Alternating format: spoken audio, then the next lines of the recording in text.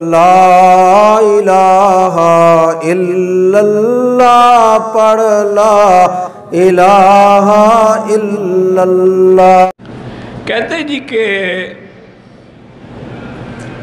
9 محرم اور 10 محرم کو شیعہ ماتم کرتے ہیں، کیا ہم ان کو ماتم کرتا ہوا دیکھ سکتے ہیں؟ یعنی تماشا دیکھنے جائیں گے؟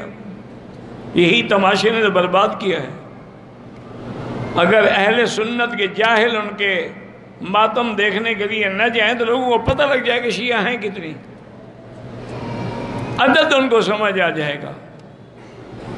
لیکن ہمارے جاہل لوگ جا کے شریک، یہ تو گناہ کا کام ہے، تم گناہ دیکھنے جاؤ گے۔ حضور پاک کی حدیث مبارک ہے کہ من لبس السود وضرب الاخدود وشق الجیوب، کہ جو آدمی سیاہ کپڑے پہنے اور چہرے پہ تھپڑ مارے اور قمیصیں پھاڑ ڈالے اور ماتم کرے، فرمایا لیس منا، اس کا میری جماعت اہل سنت سے کوئی تعلق نہیں ہے۔ اللہ کے نبی نے تو ان کو خارج کیا ہے، تم کیا تماشا دیکھنے جاؤ گے؟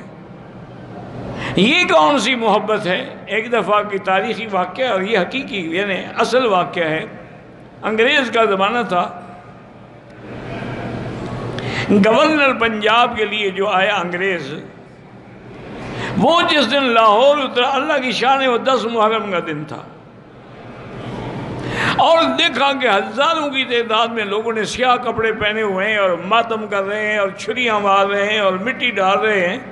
تو اس نے اپنے اے ڈی سی سے پوچھا کہ ان لوگوں کو میرے گورنر بننے پہ اعتراض ہے، اسی لیے یہ ماتم کر رہے ہیں، میں واپس چلا جاؤں؟ اور نے کہا حضرت آپ کے لیے نہیں کر رہے ہیں۔ تو نے کہا بھائی کیا کر رہے ہیں؟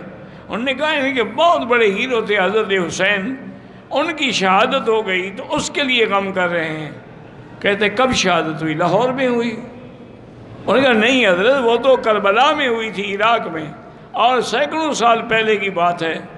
انہوں نے کہا ان کو آج خبر پہنچی ہے کہ حضرت حسین شہید ہو گئے؟ انہوں نے کہا جی نہیں، خبر تو ہے، بس ان کا یہ عقیدت ہے۔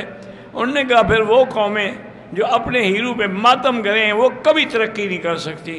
مجھے یہ سمجھ آ گئی کہ یہ ہمیشہ اسی طرح روٹتے پیٹتے رہیں گے اور کوئی نتیجہ نہیں نکلے گا۔ تو اسی لیے ہمیشہ یاد رکھیں کہ ماتم کی مجلسوں میں جانا بھی حرام ہے، سننا بھی حرام ہے، اور شرکت کرنا بھی حرام ہے۔